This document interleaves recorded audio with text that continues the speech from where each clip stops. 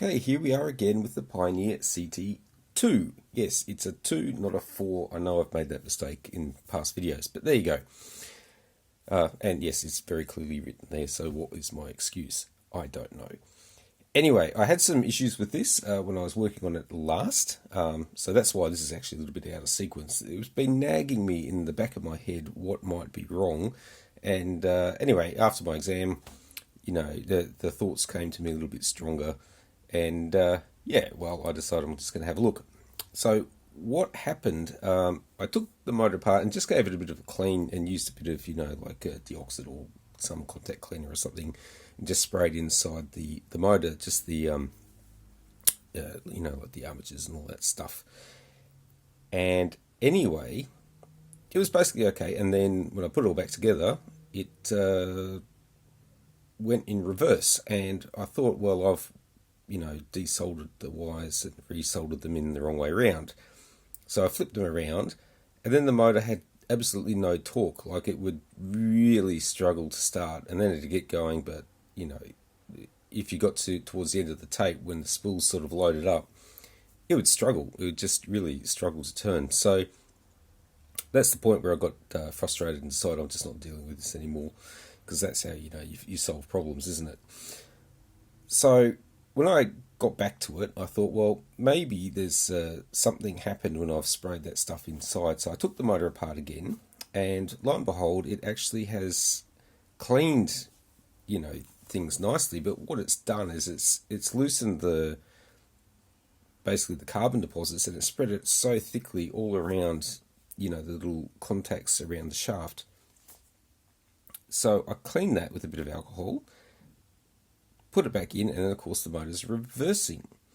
So I think what's happened is one of those contacts was not working, or not making contact properly, so that it was sending the motor in the wrong direction.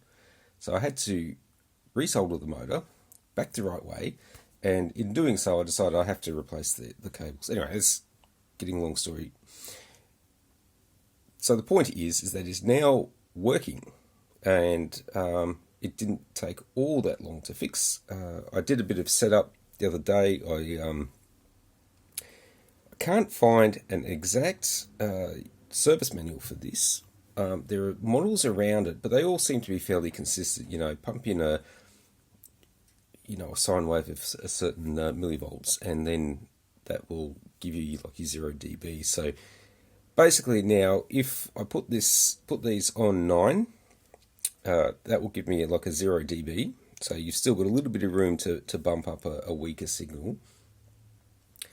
And if I record that and then play it back, it plays back at 0 dB as well. So I'm pretty confident that that's actually the way it's supposed to be.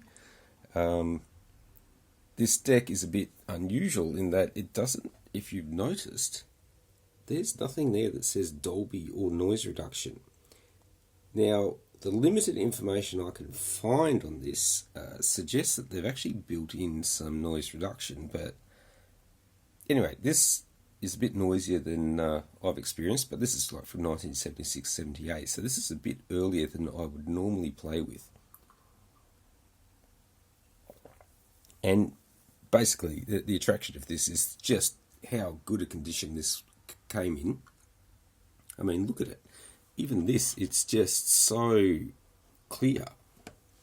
It's in beautiful condition. And, I haven't had to replace any lights or anything. This is just how it is. And, it's taken a little bit of a clean up. Probably a little bit more cleaning to do on these. But, I mean, that's, even from where it came, it's way better. So let's chuck in a tape, and you can see the little needles dancing around. Of course, we can't listen to it because of, YouTubes and all that stuff. But anyway, it's pretty nice. And, just listening to it, it's fine. So this is going to go in the lounge room for a while. There you go. Happy dancing little needles. So there you go. A reasonably simple fix, because there wasn't actually an awful lot wrong with this. It's a little bit frustrating not having the service manual to actually be able to check it, There are models that are like this that have similar mechanism, but then the controls are different, and then the circuit boards inside are just way different. They're just not the same. So that's as good as I can get this, basically. So yeah, this will move into the lounge room, play it for a couple of weeks, and then we'll put it up for sale.